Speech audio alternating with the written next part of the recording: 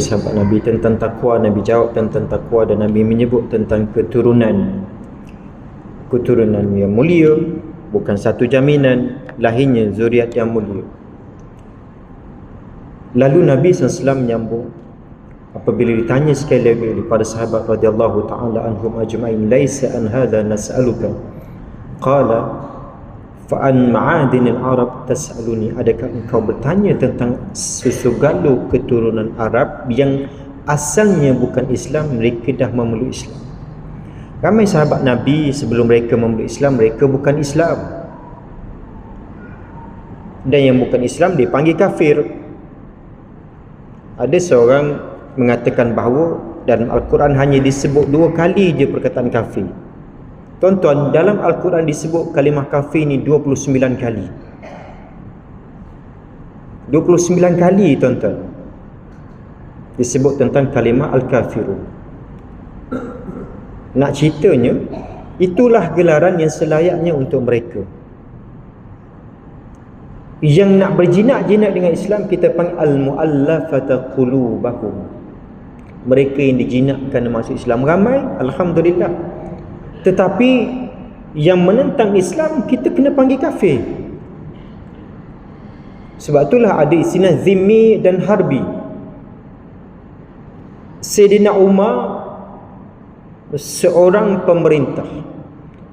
Islam berkembang dengan dakwah, bukan dengan penjajahan. British masuk tanah Melayu, menjajah tanah Melayu.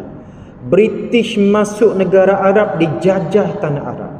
Islam berkembang sampai ke Melaka bukan melalui penjajahan, melalui dakwah. Melalui dakwah tuan-tuan, tak pernah masuk paksa supaya masuk Islam, tak masuk Islam bunuh. Adakah sejarah menunjukkan British masuk tanah Melayu tak perang? Perang, semuanya perang. Mereka masuk Palestin pun mereka mengusir Palestin dengan perang. Disebabkan oleh perangai mereka, kejahatan mereka, mereka mencabuli dan mereka buat pelbagai perjanjian. Rupanya perjanjian tadi nak menipu orang Islam. Francis Light tuan-tuan di Pulau Pinang, dia ambil apa? Belulang kambing je. Ni kami nak tanah sebesar. Tiba-tiba dia potong kecil-kecil macam jadi macam apa? Macam benang. Luahlah jadinya Pulau Pangku dapat dekat dia. Tu cerdik. Kita ni orang Islam ni, kita jujur. Begitu juga berlaku dekat Palestin. Jujur orang Palestin nak terima. Tiba mereka ambil kesempatan. Mereka ambil kesempatan. Orang Palestin dulu tuan-tuan, mereka kaya, hebat. Mereka terima orang Yahudi yang dihalau oleh yang dihalau oleh kerajaan-kerajaan Poland, Romania, Czechoslovakia, Germany. Dihalau tu semua, tetapi mereka berbaik dengan British, proksi mereka, keturunan mereka, mereka bantulah contohnya. Lalu dibawa masuk ke Palestin, menumpang di tanah orang. Mereka nak minta beli tanah sebab ada duit beli tanah. Orang Palestin tuan-tuan jual tanah dekat orang Yahudi.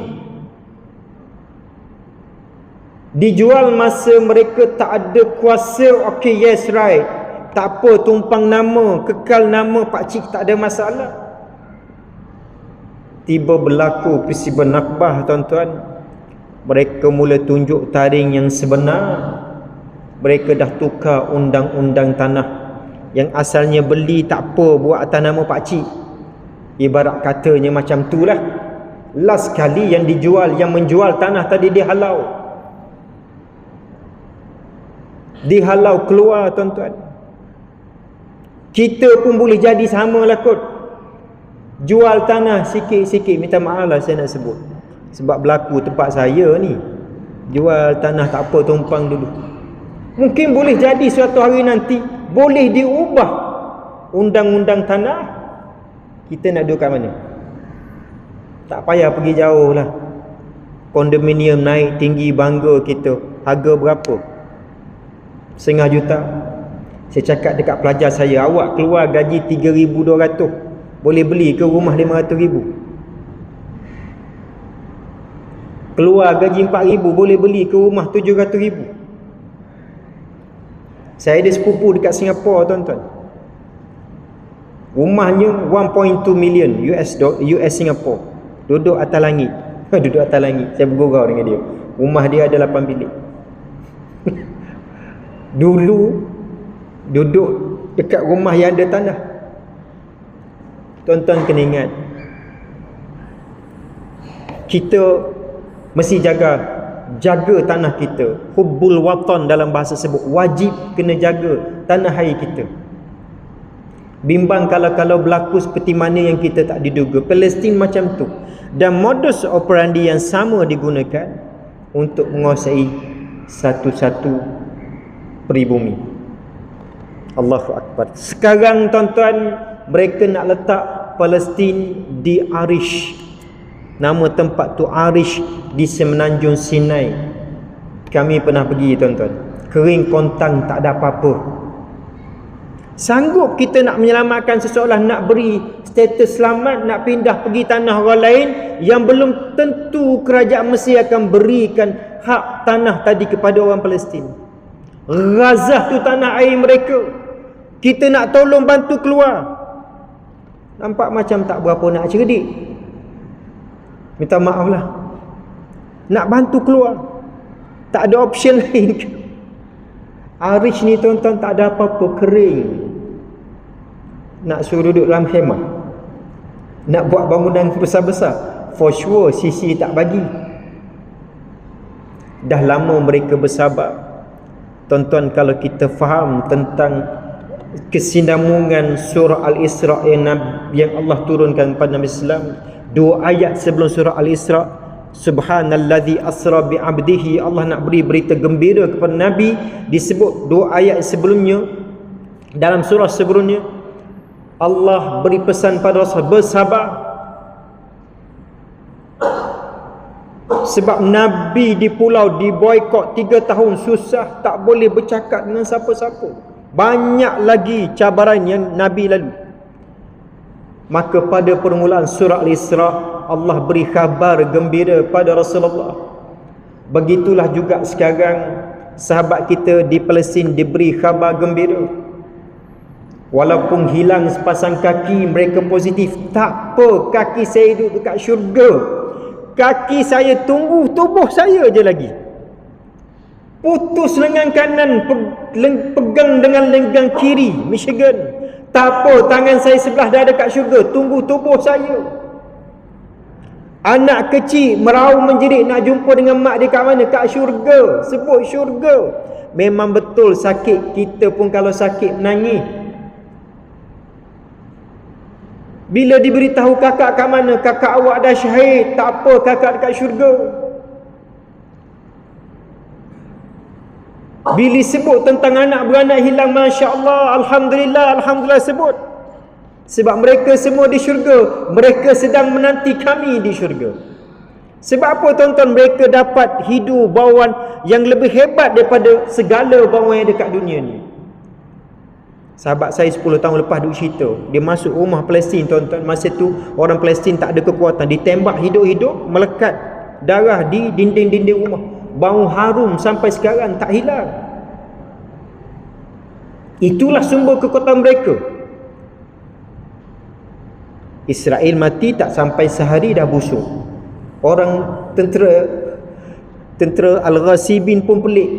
Tentera aku mati 2-3 jam dah busuk. Syekh Mujahidin mati 15 hari still bau wangi. Kita tak rasa. Sebab tu bagi kita tak ada apa-apa. Tak ada apa-apa, tuan-tuan. Mereka tak harapkan duit kita. Mereka hanya harap kita doakan pada mereka. Jadi tuan-tuan, mulazamahlah dengan kunut nazilah. Jangan duk berkira sangat nak baca kunut nazilah ni. Memang kritikal sangat-sangat. Mereka nak menang. Mereka nak menang, takkan nak perang, nak kalah. Nak menang. Kalau orang lain tak buat, biar kita buat kunut nazilah. Buat kat rumah seorang-seorang pun jadi. Tak sampai 10 minit pun kunut nazilah berdiri lepas i'tidal. Tak payah nak tunggu arahan. Arahannya datang daripada Allah. Kalau kita rasa sayang dekat sahabat kita, tonton, kita terasa tak tonton? Bila kalam keadaan susah, tak ada sahabat yang bantu, terasa. Itulah perasaan sahabat kita di Palestin.